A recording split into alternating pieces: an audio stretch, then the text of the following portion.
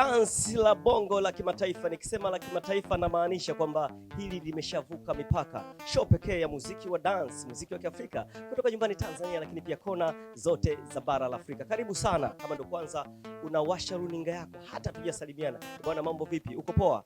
Popote ulipo, wewe ni wetu, kwa sababu unawakilisha muziki mama, muziki wa Kiafrika. Afrika ni ya kwetu na Afrika ina mambo mazuri sana. Moja kati ya vitu ambavyo tunajivunia ni pamoja na utamaduni ambao unabebwa na muziki mzuri sana ambao unafanywa Afrika. Karibu sana ndani ya Dansi la Bongo kutoka Ujanjani HQ, TBC2 ya kijanja zaidi. Nikwambie, kikubwa ni kwamba tunapatikana vizuri sana kwenye visimbuzi vya aina mbili. Star Times channel namba 446 kama unatumia dish, lakini pia channel namba 102 kama unatumia antenna. Continental ni channel namba 10. Pasna chaka, wewe ni mtaalam wa mitandao, nasema ni mjanja kwa sababu umechagua Ujanjani HQ. Lazima utupata vizuri sana Instagram pamoja na Facebook. Tunapatikana kama @tbc2 online, Facebook pamoja na Instagram. Lakini uzuri ni kwamba haya yote ambayo tunayazungumza hapa yanapatikana YouTube. Unaandika tu #tbc2, unatupata vizuri sana, hasa Dansi la Bongo palipo na muziki mzuri. Nimekwambia leo niko kimataifa, na maanisha kwamba kwa nini nipo kimataifa. Uzuri ni kwamba nipo na msanii ambaye ameshafanya kazi zaidi ya miaka 20 kwenye game ya dance, lakini pia ameshaonekana kwenye majukwaa makubwa tofauti ikiwemo Zenith, lakini pia amefanya kazi na Le Roi de la Forêt, Werrason Ngiyama Makanda, ila kwa sasa yuko Bongo anafanya muziki na anapambana kweli kweli. Nikasema kwa nini tusimtafute, tuzungumze naye, tujue na yeye kwa upande wake, na awaambie watu, tumuone. Unajua kuna watu ambao hawajamuona muda mrefu, tujue anafanya nini na kwa sasa ana matarajio gani kwenye game yake ya muziki wa dance. Hello Mr. Kali. Hi, I'm Kilebu, former musician of Werrason. Jina langu Kilebu. Nipo hapa hivi na Dar es Salaam, Tanzania. Okay. You know Swahili, eh? Na leo kidogo. Kidogo. Nilijifunza na vitabu na kusikiliza muziki wa zamani, kusikiza muziki wa zilizopendwa Dr. Remy. Dr. Remy Ongala. Remy Ongala. Yeah, okay. First of all, I need to know a bit about you, your historical background about music. So I started playing drums when I was 12 years old. And I still play, so it's been 37 years of playing the drums. And when I was about 18, I got really interested in African music. And I was listening to Remy Ongala, music from Zimbabwe, music from Congo. And I had some Congolese friends that got me interested into, Jibe and Wera and Wenge Muzika before they had split. This was just 96, 97. And so I was like, man, this music is so happy, it's so joyous. And, being from America, our music is completely different. It's very sad, it's very negative. So I said, I want to go to Africa and find out why their music is so happy. And so I went to Congo. Okay, anaitwa Kilebu.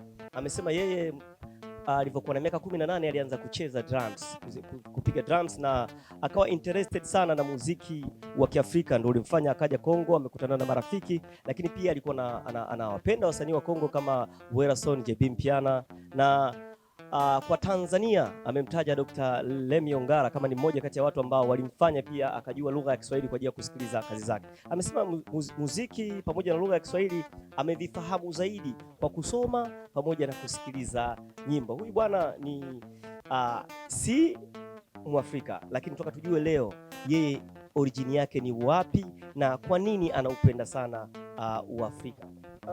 Mr. Kilebu, according to your physical appearance, you look like you're not origin of this continent, eh?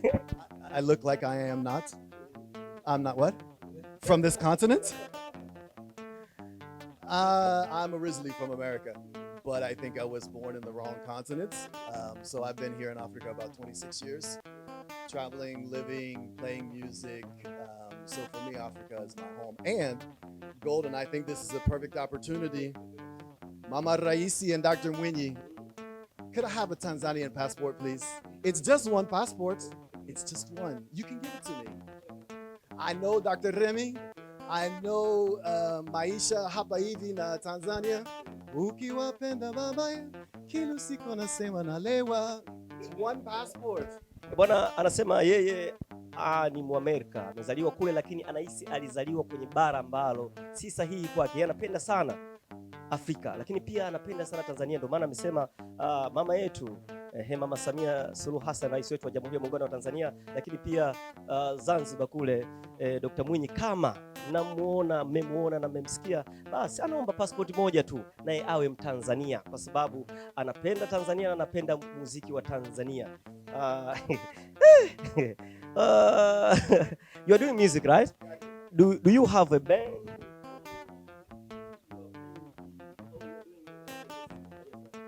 So I used to have a band when I was in Congo. When I was stationed in Kinshasa, I had a band for many, many years. And then life in Kinshasa, unfortunately, is very, very expensive. It's a very difficult life. And every story that I have is a long story. So I was locked in Ethiopia for 4 months during COVID. And so the ambassador of Tanzania was there in Addis Ababa. And I was stuck in the hotel. Nobody spoke English. I didn't know what was going to happen. I couldn't get back into my home country in Ethiopia. So I see the ambassador and he was like, well, why don't you go to Zanzibar? Zanzibar is open. There's no lockdown. There's no corona. There's no nothing. So I was like, okay. And so then I came to Zanzibar. And ever since then, I've been coming back to either mainland Dar or Zanzibar probably every 2 to 3 months for the past 3 years. And I absolutely love it. So what I decided to do was I thought about bringing some of my musicians from Kinshasa here to Dar, and then the logistics of it didn't work. So I met my stepson over here, Ixbas, and so he and I have been working together here in the studio. And so what we'll do is I write the music and then I'll give him an idea, and so then he will, fiddle around and we work together and stuff. So at this point I don't have a band, but I would be open to doing a band, and I'd like to get back performing on stage and these kinds of things. So, yeah. Mshikaji wangu Kilebu nimemuuliza kwamba ana bendi au anafanya muziki kama career solo, akasema yeye alishakuwa na bendi before, alikuwa Kinshasa akawa na bendi, lakini kuna mambo mengi, aliondoka akaenda Ethiopia kipindi cha corona, pia kipindi kile nchi nyingine kulikuwa kuna lockdown kama mnavyofahamu, lakini sisi Tanzania kama kawa tunaendelea shughuli zetu as usual. Alistaki kule kwa muda mrefu na kule hakukuwa na watu wanaongea Kiingereza, kwa hiyo akakutana na ambassador wa tuseme balozi wa Tanzania kule, akamuelewesha kuhusiana na Zanzibar na mambo kama hayo. Kwa interested akaja, na mpaka sasa hivi amekuja, ameenda Zanzibar, anakuja Bongo, anaenda Zanzibar, anakuja huko mainland kama kawaida, lakini ishi kubwa amepapenda, na anasema kwamba sasa yeye yuko willing, yani yuko tayari kuanzisha bendi na ataleta wanamuziki kutoka Kinshasa wengine ili waweze kufanya kazi, lakini kikubwa ndio kile anataka passport akishapata ili afanye mambo. Na uzuri bwana, viongozi wetu sisi ni wasikivu na watafanya kitu. You have album? I have many songs over the past years that I guess could be considered an album. But typically what I do is I release them one by one because, music has changed so much over the past 20 years. Before, in the early 2000s, somebody would release an album and then 1 or 2 of the songs would be like the hit song. Now people don't do music like that. They release a song, it's hot for 2-3 months, and then they release another one. So that's the same way that I'm doing them as well. But they can be compiled into an album. Amesema, nimemuuliza kama ana album au amesema yeye hana album, lakini ana nyimbo nyingi ambazo ana release moja, anatoa moja, kwa sababu muziki umebadilika sasa. Sio mambo ya kutoa album afu ikawa ina hit moja, lakini sasa hivi watu wanachia hits baada ya hit. Kwa hiyo na yeye labda ndo anatumia mfumo huo, na pengine tutegemea chakula kitamu sana. Do you have Swahili song? I do. I was actually challenged by a local Swahili who I won't name. But he says, you have so many songs in Lingala, in French, and these types of things. Why not do a Swahili song? So I took it as a challenge. And so I wrote a song called Watu wa Kutupwa. And this is my new song, yeah. Bwana amesema ana nyimbo ya Kiswahili pia. Nimemuuliza kama pia na nyimbo ya Kiswahili, amesema nyimbo ya Kiswahili na nyimbo yake inaitwa Watu wa Kutupwa. Lakini mimi na wasiwasi sana uandishi wa nyimbo hii kutokana na muda aliofika Tanzania na alokaa, sidhani kama ni yeye atakuwa ameandika. Wacha tumuulize tuone nani amemuandikia hiyo nyimbo, au ilikuwaje akapata utunzi wa lugha ya Kiswahili, kwa sababu tunajua huyu ni original Amerika, lakini ameishi sana Kongo na anakijua vizuri sana Kilingala. Kwa maana kwenye swala la nyimbo za Kilingala pamoja na Kifaransa kwa kisa wasiwasi, lakini hapa kwenye Kiswahili lazima tuulizane vizuri, pengine kuna kitu. Who wrote you Swahili song? I wrote it in English and then I used Google Translate to translate it. I had a couple of people help me, so if the translations are incorrect, this is not my fault. Blame Google.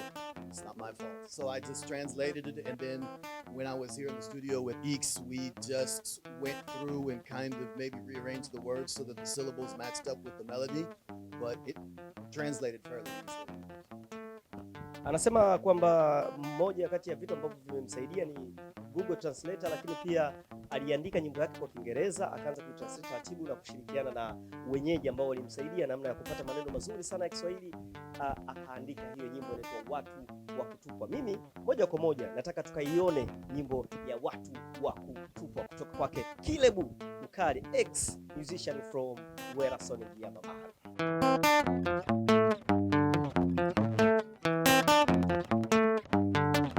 Bwana, burudani ya muziki wa dance haina kikomo. Tumeona sasa. Nani alisema Kilebu hawezi kuandika Kiswahili? Kaandika. Hicho hapo, na Watu wa Kutupwa ni bonge la ngoma. Tunaona ni ngoma fulani ya jamii. Ina uhamasishaji fulani na sehemu kama vitu kutiana moyo. Unajua katika jamii kuna mambo mengi sana, kuna matatizo, kuna nini kinaendelea. Kwa hiyo Watu wa Kutupwa labda amewazungumzia jamii fulani ya watu. Bila shaka wewe mwenyewe umeelewa, mimi sina cha kuongeza zaidi, lakini mimi nataka kujua tu nini ambacho kilimpelekea, kwa sababu hiyo nyimbo imebase kwenye mazingira ya Kiafrika. Nini ambacho kilimpelekea kuandika hiyo nyimbo na alifikiria nini? Why you wrote that song? Well, I believe that as a musician, you know, I'm old, okay? So nipo mzee, so I come from a different background and a different era. And I think that the music industry is full of songs about love and about being cool and dressing nice and showing off and all of these types of things. That's not me. I just don't understand that with all the things that are going on in the world, that's like the most important thing for you to talk about is how fancy your car is.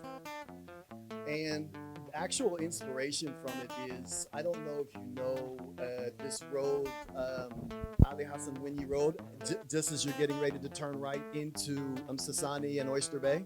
Okay? So every day I would see these people, they're out there all day, beggars and people sitting with fruit on their head trying to make $1. And so I thought about what their life must be like, right?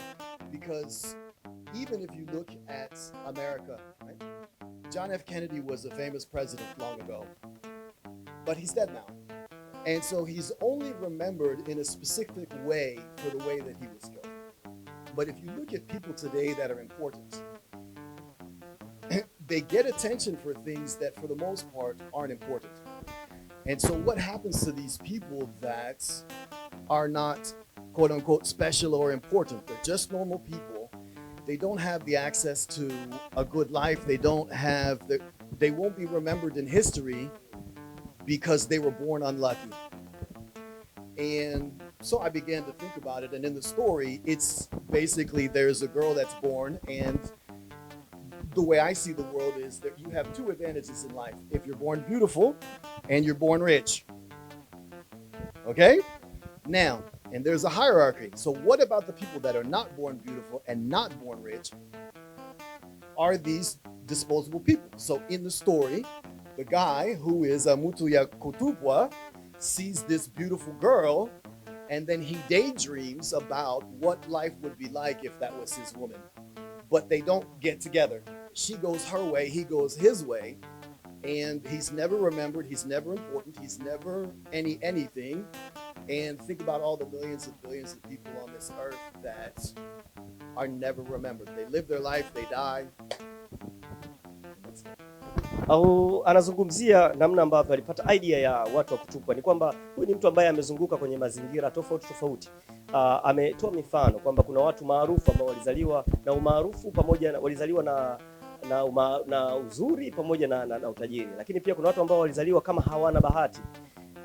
ndo anaowazungumzia. Unajua kwenye maisha kila mtu alizaliwa kwa namna yake. Ametoa mifano, amemtaja mpaka rais wa zamani wa Marekani Kennedy kwamba yeye alivyozaliwa na umaarufu wake ulivyokuwa. Je, kwa sasa umaarufu wake ukoje? Yani amejaribu kuzungumza tuseme jamii fulani ya watu ambao wanakuwa kama walikuwa wametengwa. Yani wamezaliwa hivyo na hawana watu wa kuwasemea. Tunasema kwa lugha rahisi kwamba ni watu fulani ambao hawana watu wa kuwasemea, lakini watu hawa pia wana haki. Kwa hiyo yeye amekaa kama mtu ambaye amewazungumzia hawa watu. Hiyo ni namna tu rahisi ambayo nimejaribu kukuelezea idea ya watu wa kutupwa. You said you are mzee, you are old man, eh?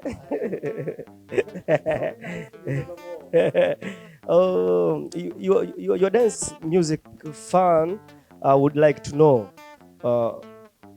Please, you can tell us about your family status. My family status? Nipo peke yangu. Happily, I'm by myself. Single but happy. Single but happy. You have children? No. Oh, why? I don't want them. How you hide something? You know, I come from a different mentality than people. For me, myself personally, I only want to do something if I can do it the greatest that I can do it. And if I can't do it the greatest, I'm not going to do it. And raising a child is a lot of money, a lot of time, a lot of effort to make sure that that child comes out wonderful. And I don't have the time and the energy to dedicate to raising a great child because I want to do my music. And so therefore, I shouldn't have a child because I can't make that child my priority. Anasema hivi kwamba yeye kuhusu familia hana familia, ni single. Lakini pia ana furaha kwamba uzuri ni kwamba single but happy, ana furaha. Na kwa nini amefanya hivyo? Amefanya hivyo kwa sababu anafikiri kwamba kipaumbele chake ni muziki, na kipaumbele chake kwa sasa akisema awe na familia au na watoto, atadedicate muda mwingi sana kulea familia, kulea watoto. Kwa hiyo akaona isiwe kesi, bora akomae na kile ambacho kinampa furaha na ambacho ameplan kukifanya. Kwa hiyo Kilebu yuko single, nafasi pengine wengine wanaweza kaitumia. It's a chance, eh? No. Beautiful lady. Are you single? Me, I'm single. I want to marry. There's beautiful ladies. He's single. Look at that face. Look at how handsome he is. There's your chance. If you to share with the dance music fans, what is your next move on your music career? You plan to have a collaboration with an international artist or Congolese artist or Bongo flavor artist?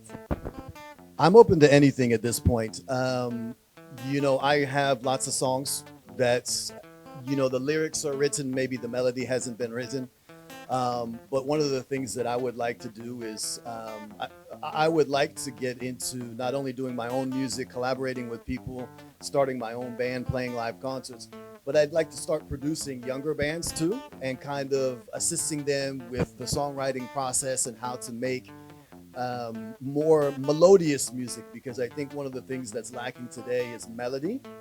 You know, if you go back to the early Wenge, the Jibe, you know, it was full of melody and everybody knew, you know, and today it's a lot of just generated bass, and there's really kind of not that melody like what I grew up with.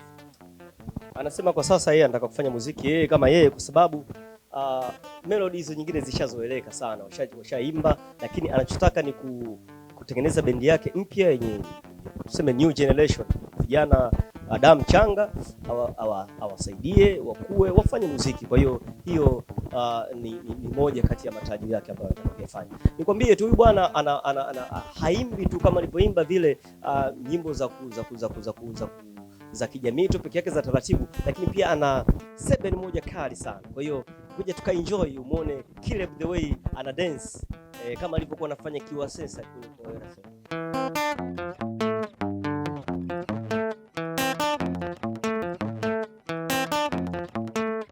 Okay, huyo ndo Kilebu, moja kati ya wasanii ambao mimi ananishangaza na maneno mengi, lakini pia ni mchechi sana. Mshikaji anafanya muziki na kama ulivyoona hiyo ni generic yake. Ana generic nyingi tu ambazo amezifanya, lakini uzuri bwana anapenda kucheza, anapenda muziki na anapenda kile ambacho anakifanya. Ila mimi nataka nijue tu kwa vile muziki anaofanya anafanya kama starehe au kama ni kazi. Unajua unaweza kufanya muziki kama ni starehe au ni kazi. You are doing music as a part of job or it's just a fun or hobby?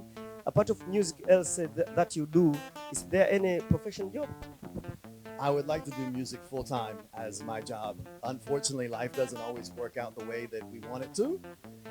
So I've been getting extra income by teaching. And so I was teaching in Sudan for about 4 years, up until about a month ago, and then I quit. So now you're not teaching? Now I'm not teaching. I'm just here, resting and relaxing.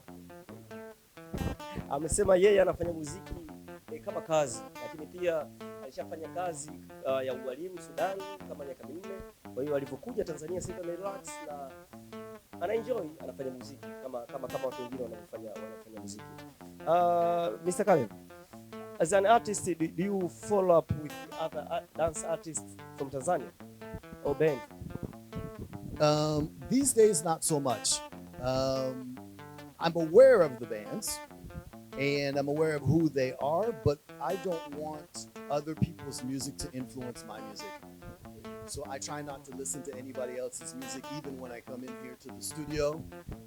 I try and block out whatever maybe Eeks is working with another artist. I try and block it out because I want whatever comes out of me to be original. Bwana ana majibu ambayo mimi sio kumuelewa. Anasema hivi yeye hafuatilii muziki, anawafahamu wasanii lakini hafuatilii muziki wa mtu mwingine yeyote kwa sababu hataki muziki wa mtu mwingine uharibu origin yake, uharibu uhalisia wake kama muziki. Kwa hiyo yeye anafanya muziki wa kwake kama Kilebu, lakini hataki kuingiliana na mwanamuziki yote, anahitaji kuwa very very unique.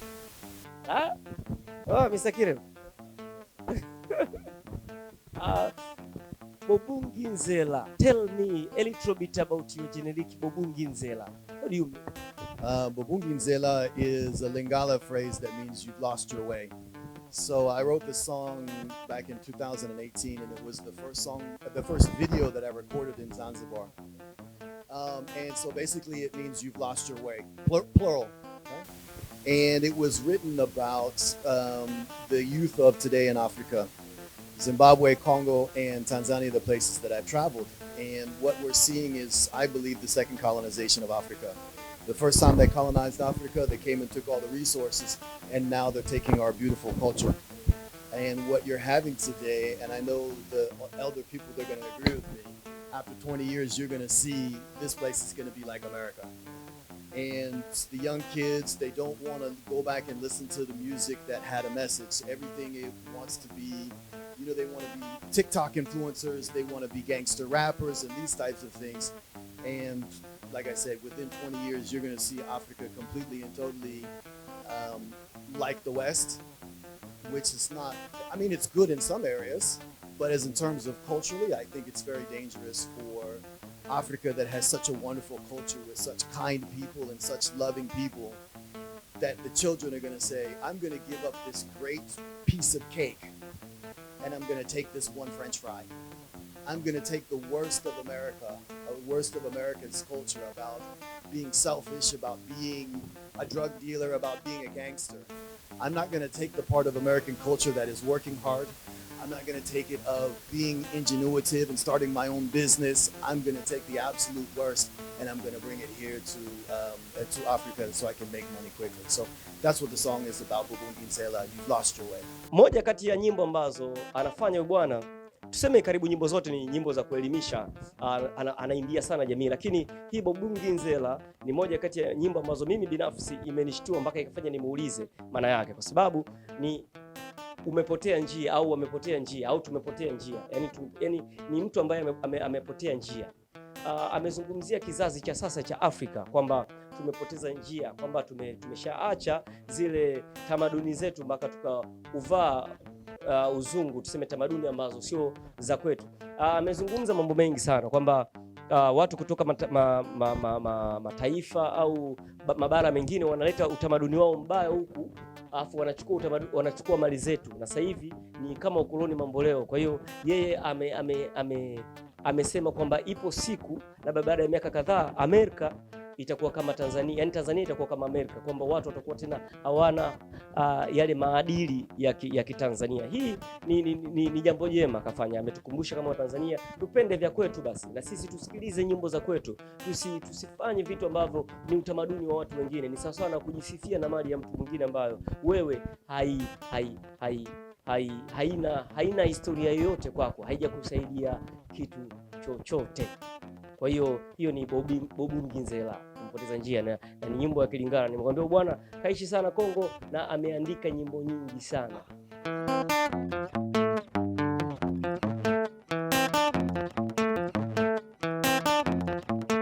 Okay, Mr. Kilebu, what would you request most from Tanzania or all dance music fans who support your work, and what should they expect from you in future in dance music industry? Comme on a eza Kilebu, donc na beti musique bon plus de 35 ans. Na uti ko beti musique e pa na Werrason, le roi de la forêt. Donc siko na zanga moko awa na kati na Dar es Salaam, nazo sala musique awa. Jina langu Kilebu, nimefurahi sana kuwa tabi. Kuwa hapa hivi na kati na Dar es Salaam. I have a new song out. Jina lake watu wako tupwa. Unaweza kuingia Facebook, Instagram, and if you look, and YouTube, and you can see all of my music there. If you just type in Kilebu, utaangalia, you will see. Yeah. Utaangalia waimpia wote wangu. Is that right? Oh, soki okoti banini ba Facebook, ba Instagram, makamu tusa o kri komo nangai Kilebu, komona makamu nyoso biloko nyoso nangai banzembo nyoso nangai.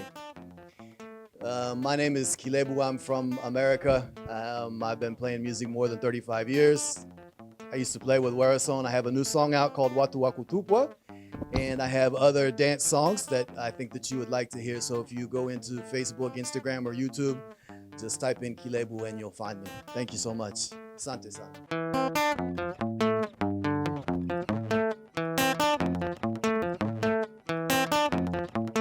Bwana, hiyo ndo Watu wa Kutupwa, mkwaju mpya kabisa ambao umenifanya mpaka nimemtafuta bwana Kilebu kutuambia namna tu alivyoweza kufanya hayo maandishi, lakini pia anavyoweza kufanya muziki wake. Bila shaka umeenjoy sana kuwa na mshikaji, kwa sababu kazungumza vizuri na yuko humble. Kama unamfahamu tena, anasema anaupenda sana Utanzania, jambo lake liko pale pale, yeye kilio chake ni passport. Just tell your fan the last word from you. I just wanted to thank everybody here in Tanzania and in Congo, all around the world. Thank you for your support, and expect more music coming soon. And I'll have a new dance song coming out sometime over Christmas. Anasema anashukuru sana wa Tanzania, anashukuru pia kwa nafasi ambayo mnampa, lakini kikubwa ni kwamba ana nyimbo ambayo itatoka kabla ya Christmas. Kwa hiyo tutegemee mambo mazuri kutoka kwake na kila kitu kinachohusiana na muziki wake. Thank you for your time, Mr. Thank you, Golden. Thank you for your time. Thank you. Nimemalizana naye Kilebu, mmoja kati ya wasanii nimekwambia wamepita kwake Werrason, Ngiyama, Makanda pale Wenge Mejomer, lakini pia kwa sasa anafanya muziki wake yeye. Anategemea hapo baadaye anaweza kuwa na bendi, lakini muziki wake akaufanya hapa Tanzania. Kwa hiyo tutegemea mambo mengi mazuri sana kutoka kwake. Kilebu ana nyimbo nyingi sana, na uzuri zote utaziona hapa TBC2 ya kijanja zaidi. Binafsi mimi naitwa Golden journalist ya Solo Sankara, sura ya TV sauti ya radio, mtoto mdogo mwenye bahati zake, lakini kubwa nikwambie wewe hujakosea kutuchagua. Nani hataki?